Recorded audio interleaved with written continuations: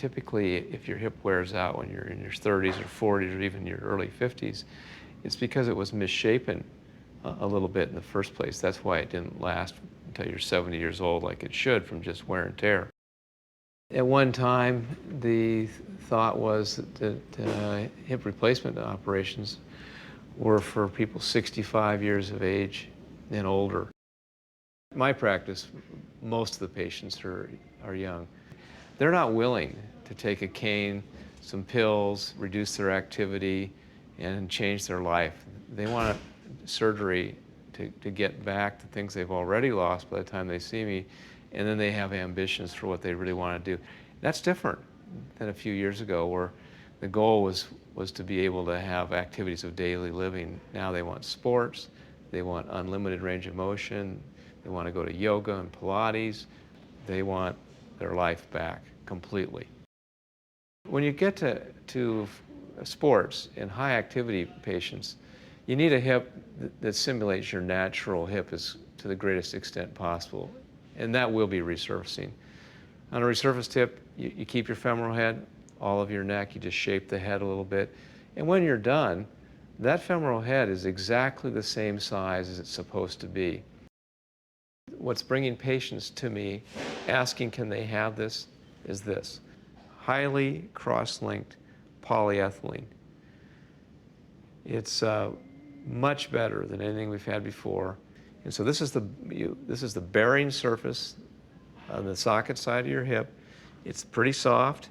It lubricates reasonably well. Its weak link in the past, certainly for resurfacing, has been it didn't have the durability necessary.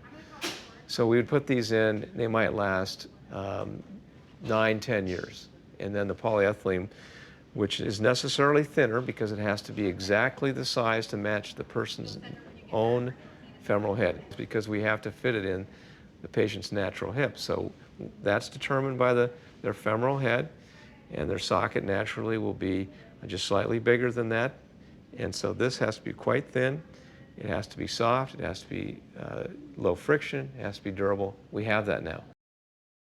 Ceramics are known to be the hardest yet smoothest materials you can have. And this is a ceramicized metal. So it's a titanium base, and then through a process,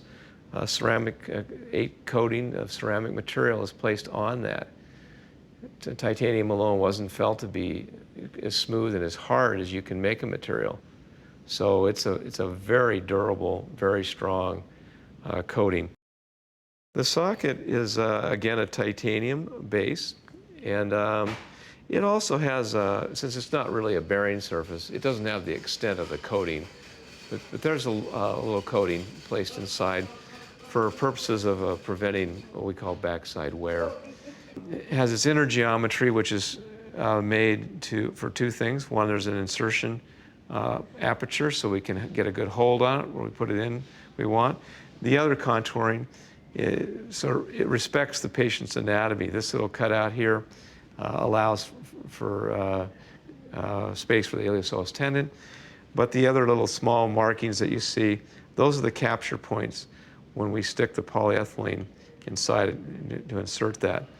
And there's a special tool. I look at this very carefully, and we can see when it's done. We want special insertion access points. First, we want to make sure it's secure. Second, on occasion, if someone lived an exceptionally long time and they wore this out, we'd be able to remove it and insert another.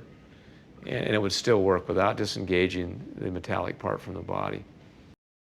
This is a porous material. So after the metal is created in the exact dimension that we want to fit the hip properly, we add a pebbly surface to it. And that's because we don't want to have to bolt it or cement it or in any other way fix it to the pelvis. We want the pelvis to fix to the metal by natural bone growth.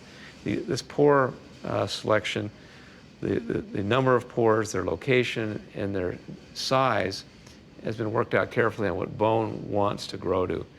So this will fix beautifully. We hardly ever see this not work out.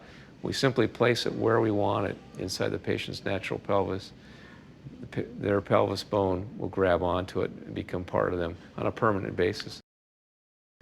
And so we're very precision oriented where we put this in the socket.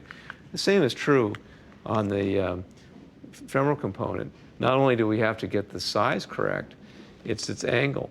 This little guiding stem, which is placed on there to have an anti-shear effect, the forces are very large on your hip. So we put that on the femur the way we want it. I put a guide pin in first. I look at that guide pin from all angles. Once I've decided that that's where I want it, I over-drill that guide pin to create a small aperture, just a few millimeters. We don't want a long extent in the femur because then it would be involved in load transfer. We want all the load to actually creep off the bone onto the natural femoral head and neck in a normal fashion. That way the bone will be retained since it's subject to stress loads. You want to keep your bone. You're not going to get that back. Certainly you need it for function while it's working, and you need it later for additional reconstructive surgery. If you're under 55 years of age and you have a total hip replacement and you live a normal lifespan, it will fail in your lifetime. Some people have said that's even true up to age 62. But certainly if you're under 55, which my patients typically would be, you cannot offer them a hip replacement operation without telling them they'll have a second one. But if we need to move on to a total hip, we can, and the outcomes from doing a total hip replacement after resurfacing are the same as if you never had the resurfacing operation done in the first place.